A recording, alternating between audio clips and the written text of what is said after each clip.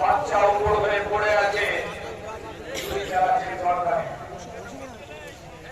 কেটে যাবে। পৃথিবীর কেউ জানিয়েছে একমাত্র আল্লাহ দেখছেন তার পেয়ারা নবী ইব্রাহিম তারই মহব্বতে কোরবানি করছে, মানে ছেলেকে জবাই করছে।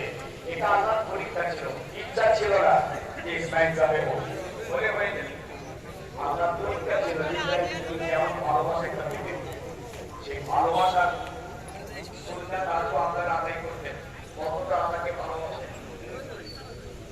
গুরু যিনি যার টাকা করি করেছে, যা খবর করেছে, যা দেওয়া হচ্ছে, সব কোরবানি কবুল হবে কিনা সন্দেহ হয়।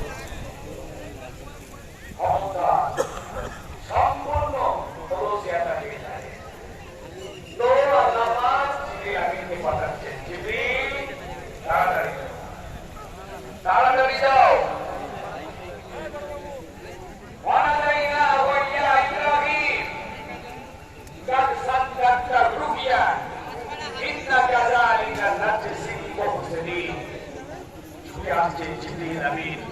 উনি ভাবছেন যাবে হয়ে যাবে, এত দ্রুত গতিতে দৌড়া নিয়ে আসছেন যে উনি ভয় খাচ্ছেন যে ইসমাইল যাবে হয়ে যাবে নাকি। দ্রুত গতিতে আসমান থেকে উনি বলতে শুরু করেছেন, আল্লাহু আকবার, আল্লাহু আকবার, লা ইলাহা ইল্লাল্লাহ, আল্লাহু আকবার, আল্লাহু আকবার। ইব্রাহিম বলছেন লা ইলাহা ইল্লাল্লাহ, আল্লাহু আকবার, আল্লাহু আকবার। ইসমাইল আলাইহিস সালাম বলছেন ওয়ালিল্লাহিল হামদ, বল সুবহানাল্লাহ। তাহলে জিবরিল আমিন করেছিলেন আল্লাহু আকবার, আল্লাহু আকবার। ইব্রাহিম সাহেব বলছেন লা ইলাহা ইল্লাল্লাহ, আল্লাহু আকবার।